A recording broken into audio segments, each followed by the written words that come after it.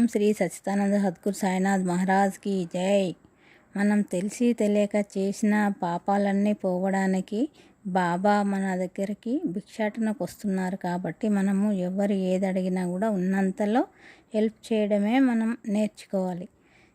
దీనివల్ల బాబా ఏం చెప్తున్నారంటే, అందరూ నన్ను మూర్ఖుడనని నవ్వినప్పటికీ, నేను ఎంతో కోపిష్టినైనప్పటికీ గురుపదములపై భక్తి నాకెప్పుడు ఉండాలి.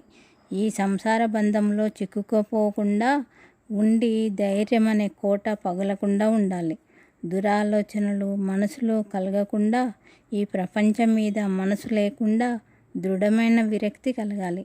అంతేకాక ఎవ్వరి మీద ద్వేషం లేక, దేని మీద కోరిక లేక, సదా సాయి స్మరణ హృదయములో ధ్యానింపబడాలి. గురుపదముల మీద నిజమైన ప్రేమ కలగాలి.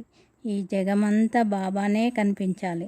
దత్తగురు మాతృసాయి, నేను కోరిన ఈ భిక్ష వేయటానికి నాపై అలగకు తల్లి. నేను కోరి నీ పాపాలన్నీ నీకు తెలియకుండానే నీ కోరికలన్నీ నెరవేర్చడం కోసమే నీ ఇంటికి నేను భిక్షాటనై వస్తున్నాను.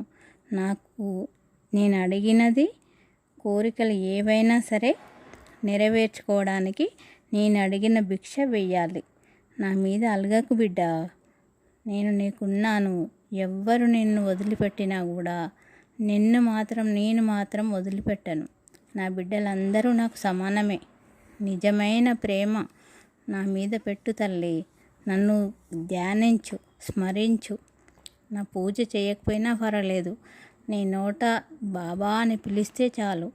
నేను ఒక్క సెకండ్లో నీ దగ్గరలో ఉండిపోతాను తల్లి. నన్ను మరవకు తల్లి. నీవు నన్ను మరిచి ఇన్ని కష్టాలు కోరి తెచ్చుకోకు తల్లి. నా మీద అలగకుండా నేను అడిగిన భిక్ష వేయి తల్లి అని బాబా చెప్తున్నారండి. దీని భావం ఏంటంటే, మనం ఉన్నంతలో నిజాయితీగా ఉండాలి. మనకు 10 రూపాయలైనా సరే, 10 లక్షలైనా సరే నిజాయితీగానే సంపాదించాలి. ఎవరిని మోసం చేయకూడదు. ఎవరి వల్ల మనకి ఇబ్బంది ఉండకూడదు, మన వల్ల ఎవరికి ఇబ్బంది ఉండకూడదు. సాధ్యమైనంత వరకు మనం నిజాయితీగానే ఉండాలి.